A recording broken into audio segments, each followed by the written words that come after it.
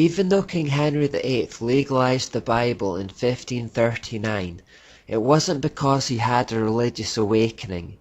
Henry had approached the Pope to ask for permission to divorce his wife and marry his mistress instead. When the Pope refused to give him that permission, Henry renounced Catholicism, divorced his wife anyway, and took the church out from under Rome's control. Instead, he made himself the head of the church in England. This new religion, neither Roman Catholic nor truly Protestant, became known as the Anglican Church or the Church of England. King Henry now essentially acted as its Pope.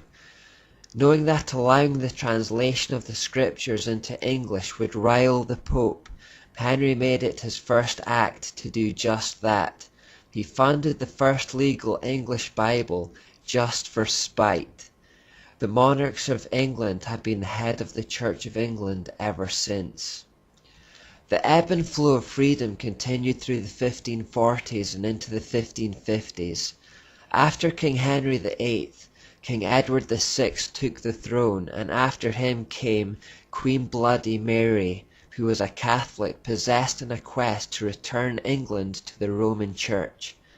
Under her reign in 1555, John Thomas Matthew Rogers was burned at the stake.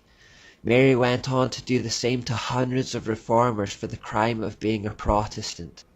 Christians were forced to flee the country during this era known as the Marian Exile. They left with little hope of ever being able to return to England again. Many of these refugees ended up at the sympathetic church at Geneva, Switzerland, which became a safe haven for desperate people at this time. Led by Miles Coverdale and John Fox, as well as Thomas Sampson, William Whittington, John Calvin and John Knox, the reformer of the Scottish Church, the Church of Geneva determined to produce a Bible that would educate their families while they continued in exile. The result of their efforts was a new complete Bible printed in 1560, which became known as the Geneva Bible. When Queen Mary's bloody reign ended, the reformers could return to England. The Anglican Church, now under Queen Elizabeth I, reluctantly tolerated the printing and distribution of the Geneva Bibles in England. The marginal notes, which were fiercely against the institutional Church of England, did not however rest well with the rulers of the day. By the 1580s, the Roman Catholic Church saw that it had lost the battle to suppress the Word of God. In 1582, the Church of Rome surrendered their fight for Latin only and decided that if the Bible was to be available in English, they would at least have an official Roman Catholic English version. And so, using the corrupt Latin Vulgate as their only source text, they went on to publish an English Bible with all the distortions and corruptions that Erasmus had revealed and warned of 75 years earlier. This is known as the Douay-Rheims version. In 1589, Dr. William Fulke of Cambridge published the Fulke's Refutation, in which he highlighted the distortion of the Roman Church's corrupt version. After Queen Elizabeth I, King James VI of Scotland became King James I of England. The Anglican clergy approached the new king in 1604 and announced their desire for a translation to end all translations. What resulted was the combined effort of over 50 scholars who took into consideration the Tyndale New Testament, the Coverdale Bible, the Matthews Bible, the Great Bible, the Geneva Bible, and even the Rheims New Testament.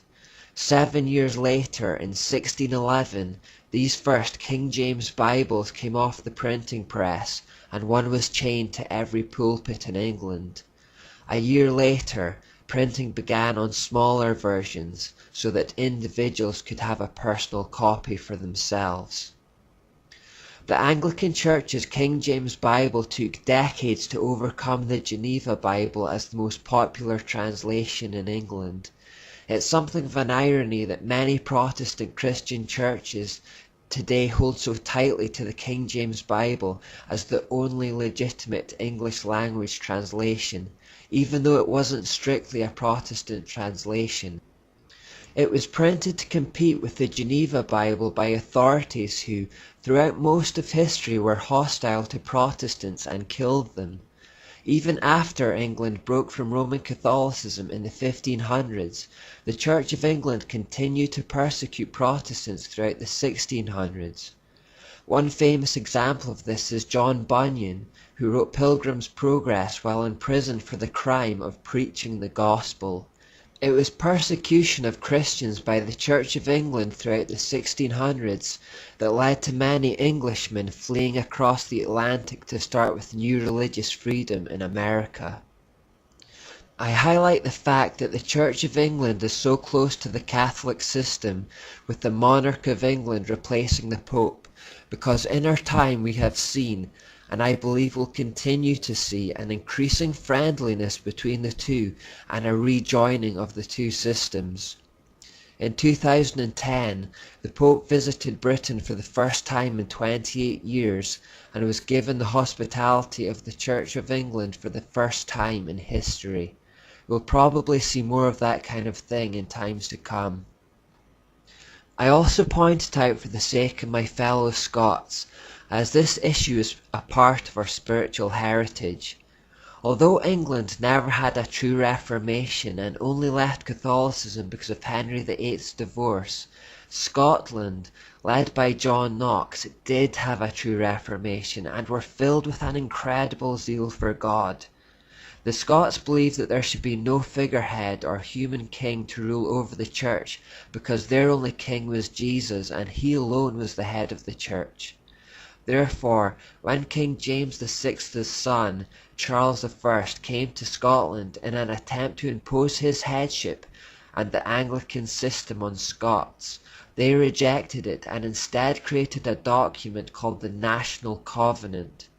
This covenant was between the Scottish people and God, and declared that they would be wholly devoted to him alone. In response to this, Charles tried to invade Scotland twice to impose Anglicanism by force, but was soundly beaten each time. The Scots were determined to retain their religious freedom. The Covenanters often had to meet in secret to avoid persecution during this time, and hundreds were killed, mostly by hanging, although many were shot during raids on prayer meetings. The last of the Covenanter martyrs was James Renwick, who was hanged on the 17th of February 1688 in Grassmarket Square, Edinburgh. His head and hands were then severed and placed over the gates of the city. The Men of Covenant by Reverend Alexander Smellie describes him like this. It was the 17th of February 1688 when James Renwick was martyred. Before the year was out, the Stuarts were in exile and persecutions was closed. He died as the herald of a more gracious day. He was of old Knox's principles, his adversaries said when they noted his unassailable steadfastness. But we may take our farewell of him in words which were written by one who loved him dearly. When I speak of him as a man, none more comely in features, none more prudent, none more heroic in spirit, yet none more meek, more humane and condescending. He learned the truth and counted the cost, and so sealed it with his blood.